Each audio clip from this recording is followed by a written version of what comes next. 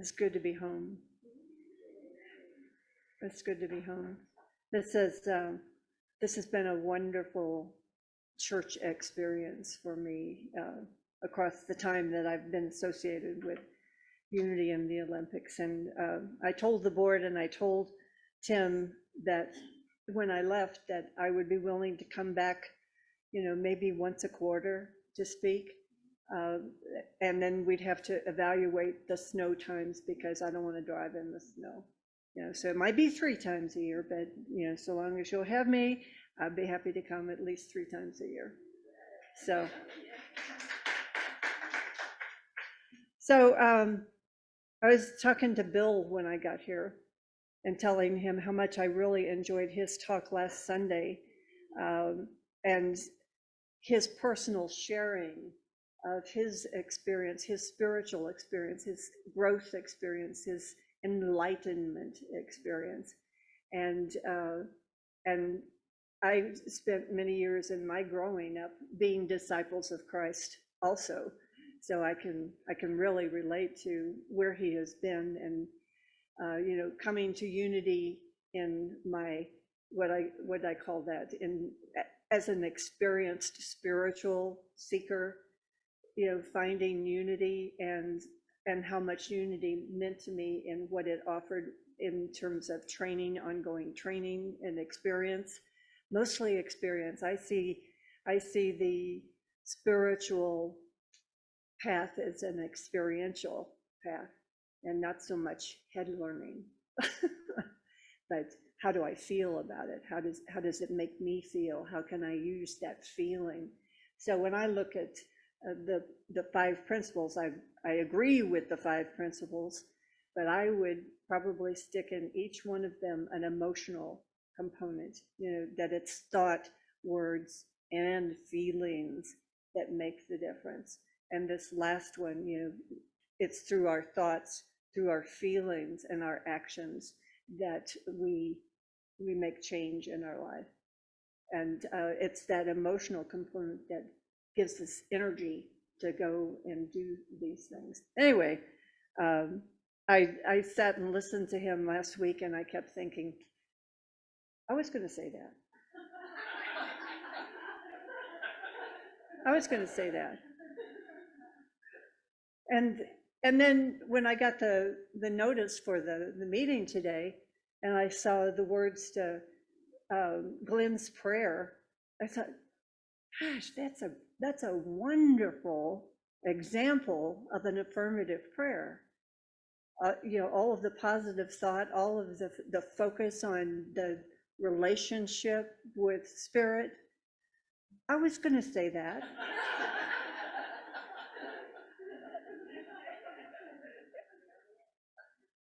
So I'm not really sure what I'm going to say,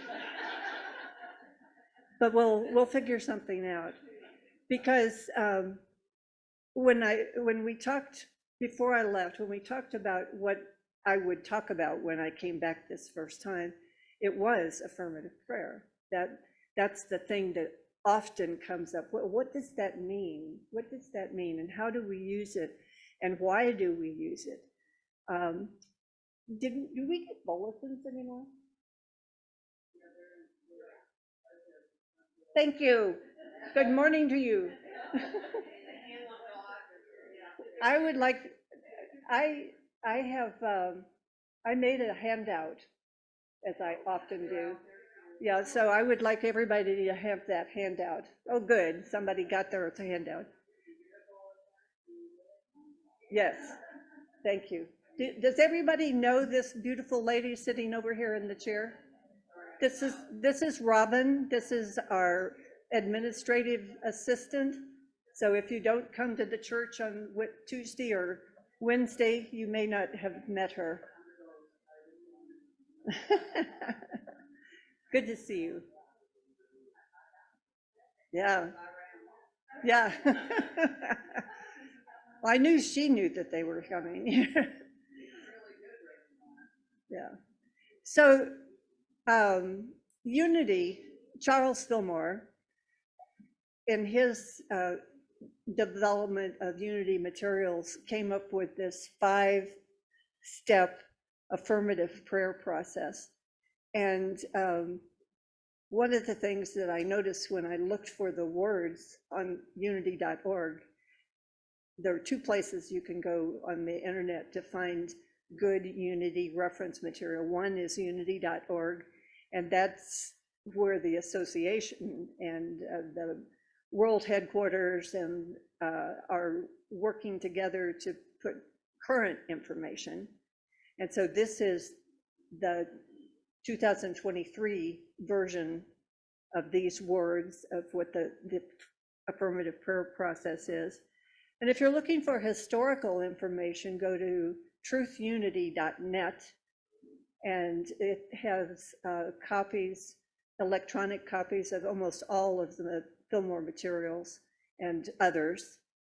So it's a good site for resource. So anyway, I wanted you to have this because we'll be using this later, and I wanted you to be able to take it home. And in the newsletter that Robin sent out, there should be an address on the internet where you can get to this if you want to have a bit different size or whatever. Oh, I didn't get one, but that's all right. That's all right. That's all right. I have my own copy. Okay. So you probably know that I had a very exciting year last year, health-wise, and went through a lot of learning experiences about my own health and learning experiences about how to find medical assistance and what that meant and how to evaluate whether or not that was good for me. Is this doctor making sense to me? Do I agree with what their plan is? So that turned out to be a spiritual journey, because I'd never really been sick before. And so each time something would come up, I would face it and I would feel fear. And then it's like, I don't want to be in fear. So how do I get out of fear? How do I do that? How do I do that? And so it was through this kind of a process, this affirmative prayer process, that I was able to get out of fear in each one of those cases and then open myself, my energy, to the right path, to the right guidance from Spirit. Sometimes it came through my son. Very often it came through my son, as a matter of fact. So when I the first diagnosis that I had, I needed to find a cardiologist. And my son lives in Seattle, and his son goes to a private school. And a lot of the other parents in this school are professional people, including doctors.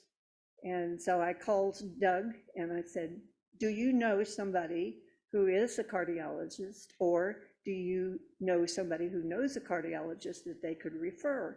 Because I want a real cardiologist from Seattle. And he says, we know one. And so he called and talked to this guy. He said he would be really willing to help. And he had, the very next day, his office staff call me to set up an initial appointment.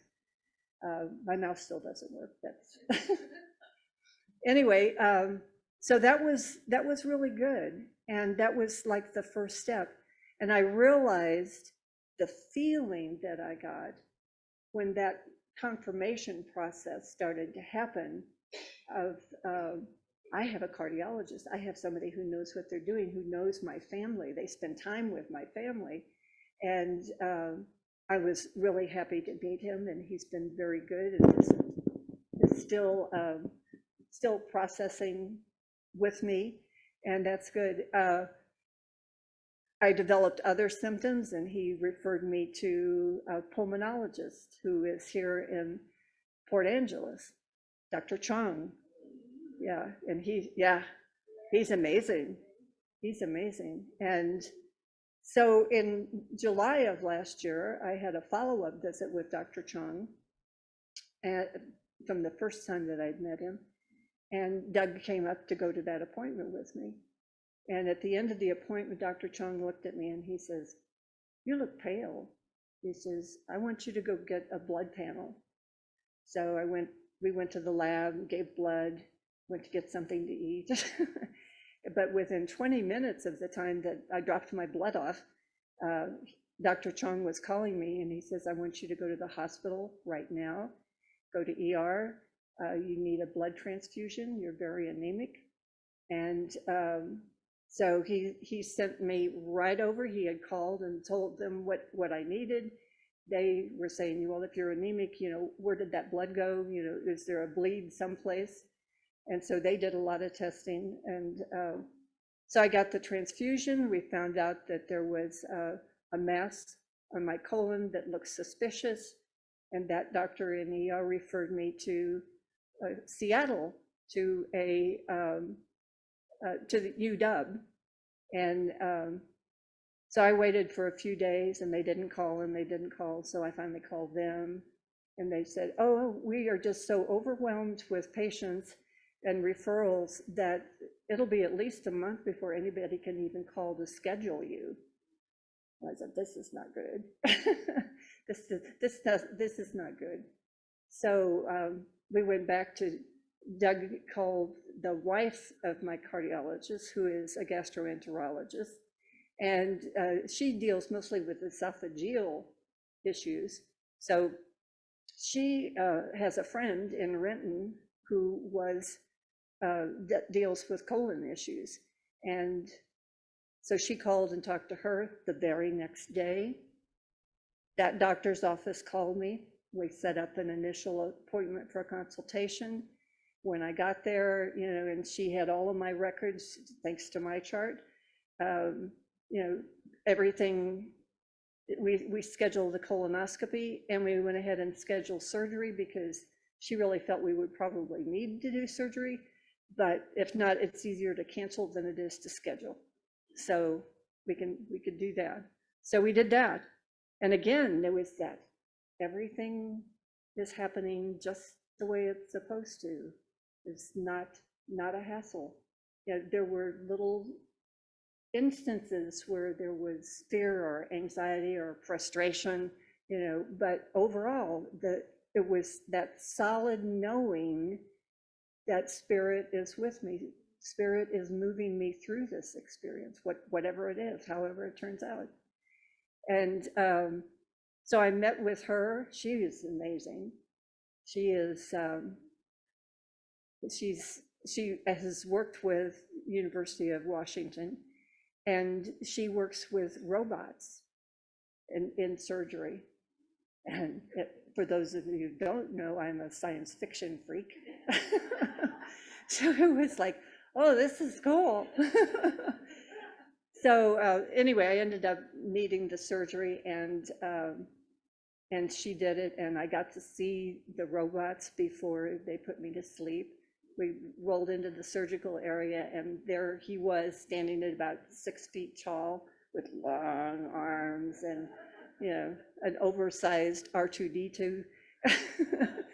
And it was just an amazing experience. And it was early enough in the process that I didn't need chemo, I didn't need radiation, and it was just a matter of recovering my energy. So now my children decided, of course, that I needed to be closer to one of them. So Doug helped me find a place in Seattle, and we moved out at the beginning of December last year. And so at the end of February of this year, I had a 6-month follow-up with my colon surgeon, and I had a new primary care physician. I had a meeting with her, and I had moved my eye doctor to Renton. So all 3 of those doctors appointments were in the same week. 3 days, 3 days in a row. And in those meetings, they were very pleased with my progress. They were very pleased with my numbers, with my test results, with how I was coming along. They thought I looked good, and energized. I had color back. That basically it was really good, but there was something that each one of them said, not the same thing, but each one in their own areas said something to me on those visits that made me go, that just a little doubt that maybe there's more bad stuff coming. And it's like, I came home and I thought, I understand the colon surgeon was really great. She said, at the end of the year, the first year is what you really need to be concerned about with the colon cancer. And it's because your system, your body has created an environment where that can grow. And so even though we've removed it and we removed all of the edges and all of the apparent stuff, and it didn't find anything else, then it's possible, unless you change something in your thinking, in your acting, in your feeling, in that environment, it can go back. It can grow again. It's like, I don't think I want that. Yeah, I'm pretty sure I don't want that. Yeah.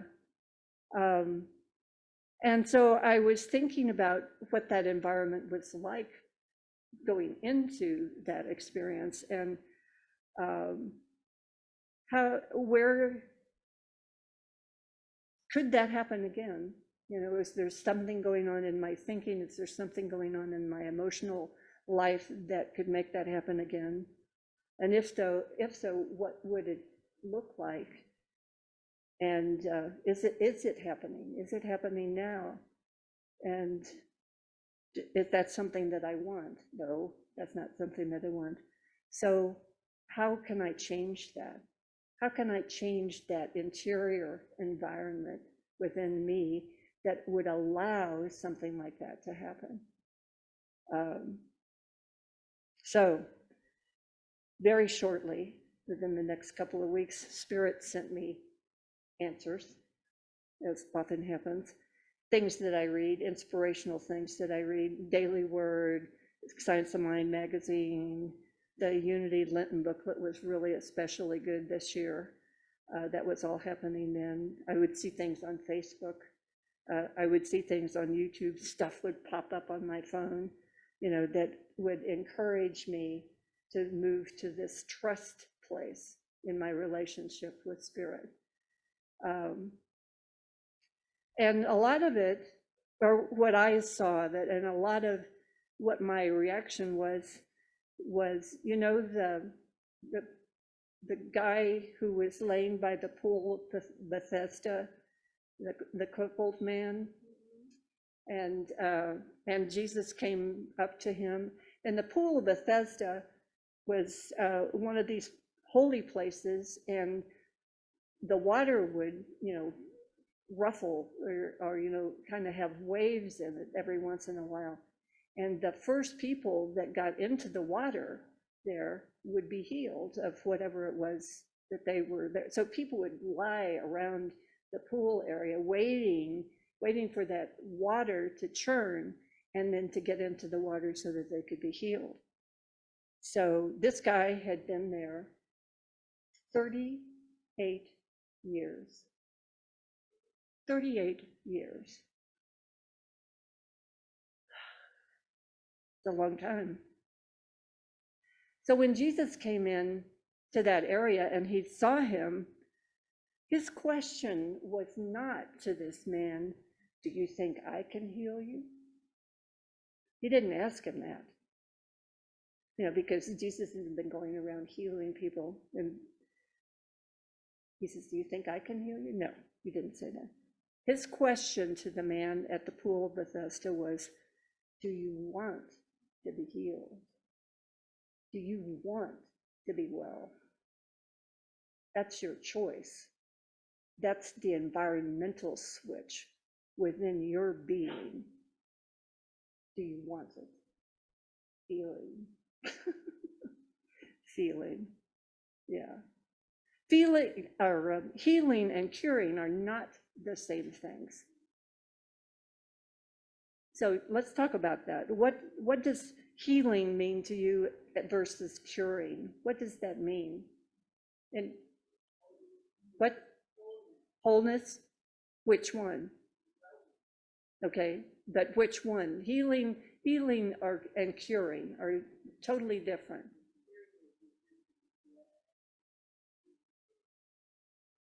Yeah, yeah, yeah. The wholeness, the whole body, the whole person. The whole person on all levels, all levels. Yeah, yeah. Okay, good. You got that. That's good.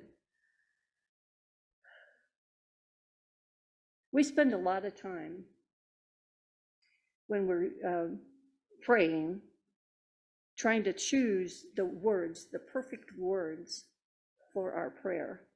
And this is especially true if it's something that we're taking into prayer. It's something that means a lot to us, because what that means translated is, I can't handle this. So I can't do it myself. I'm taking this one to God. Yeah. So we want to be certain that God understands what we want, when we want it, and what color it should be. Yeah, we give God the directions, and this is what we want. Yeah.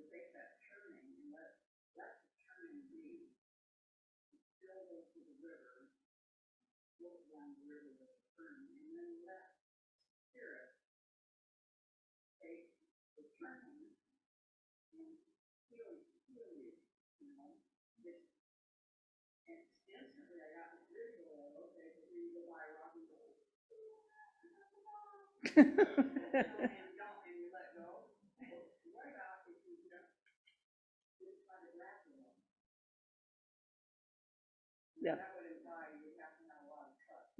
Lot of trust. Lot of trust. No, that's good.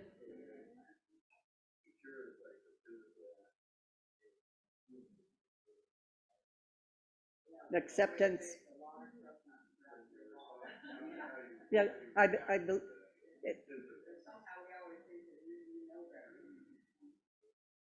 yeah, we know better.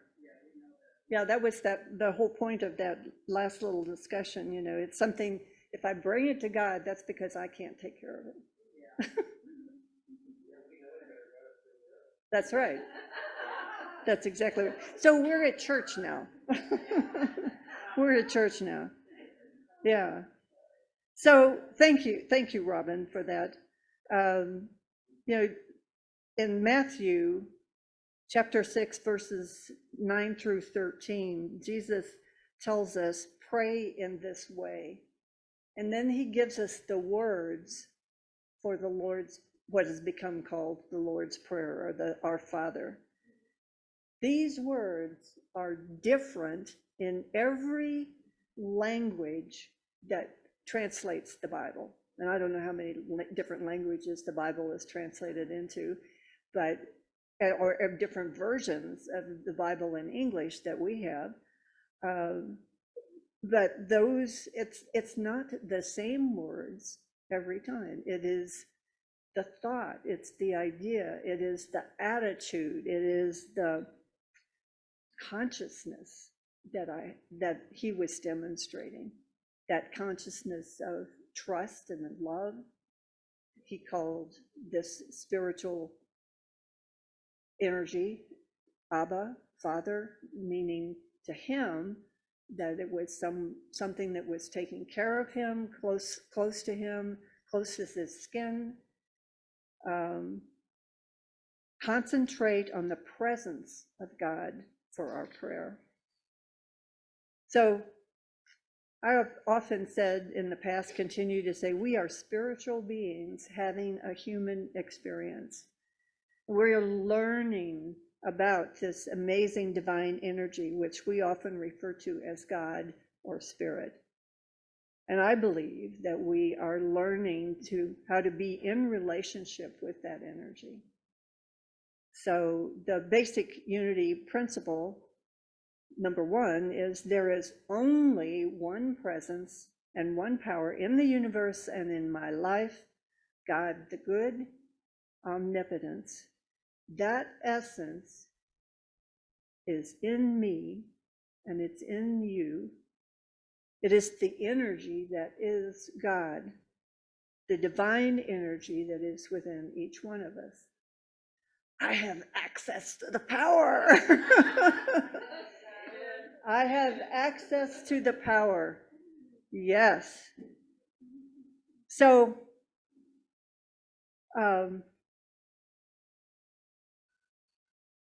when we look at these guidelines for the unity prayer consciousness, affirmative prayer process, it gives us it in 5 steps, but it doesn't say, it is not like a prayer where you're talking, physically to die. You can do that. But what this is showing me is more like a meditation, that it's bringing me into what I call alignment with the God energy. I think the first thing that we need to do is, what do I want to call God? What am I comfortable calling God? Am I comfortable calling that energy Father? Am I comfortable calling it God, with, maybe carrying some of the Old Testament experiences? What name do I want to call? Yes, I see your hand.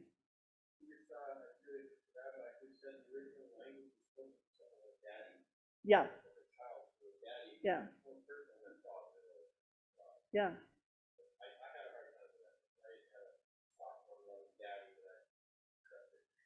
Yeah.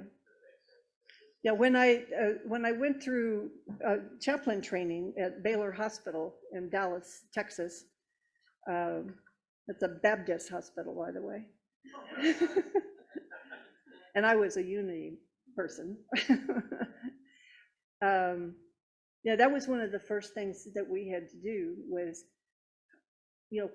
what name do we want to use for God, that when we would go in and talk to a patient or a patient's family, something that would be comfortable for both of us, that, it doesn't have to be this, it doesn't have to be that, but something that would be comfortable. And that's when I started calling that energy Spirit. And it turned out for the most part that was acceptable and comfortable to, whoever it was that I was speaking with. I did get a call to go and pray with a gentleman who was in the cardiac critical care area. And I walked in and introduced myself as the prayer chaplain. And he says, "Oh, I can't pray with you. You're a woman." And I said, "Okay." I said, "Would you be comfortable if I stayed here and supported you and you pray, and I'll just stay here with you and support you with that, so that you're not alone?" He said, "Yeah, that would be okay." Yeah. And so he prayed, and then we were fine. We were fine, and he was good. So you have to take it and make it your own, and like you would with any friend, any relationship, and build upon it, build and create those things in it that make you comfortable, make you feel that trust. Because it's about, in my mind, it's about experiencing that feeling of closeness, that feeling of trust, that knowing more than just believing that God's got this. Just know it, feel it here.